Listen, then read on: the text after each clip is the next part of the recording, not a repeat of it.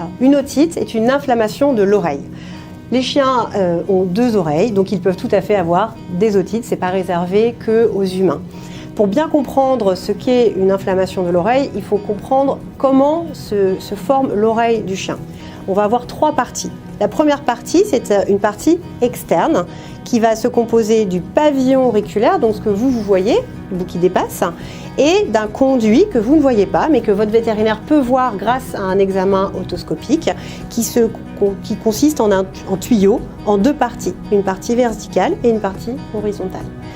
Suite à cette partie se trouve le tympan, qui est une membrane, qui va nous séparer la partie externe de l'oreille dite moyenne, la bulle tympanique, qui est comme un gros tambour, une grosse caisse de résonance.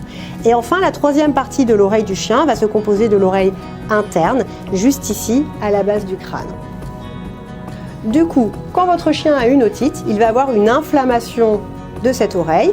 Et comme on a vu qu'on avait 3 zones différentes dans l'oreille, on va avoir 3 types d'otites différentes, à savoir l'otite externe, l'otite moyenne et l'otite interne.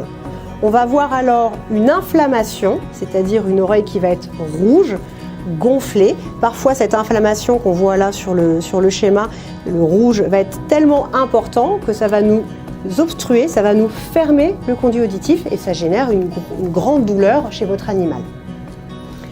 En général, le propriétaire ne voit que la partie émergée de l'iceberg, c'est-à-dire une rougeur au niveau du pavillon auriculaire ou de l'entrée du méa acoustique, avec une mauvaise odeur, avec une gêne, c'est-à-dire un animal qui va vouloir se gratter, avoir l'oreille basse, vouloir se frotter, ou dans certains cas, lors d'otites très sévères, très aiguës, le chien ne va même plus se laisser toucher l'oreille.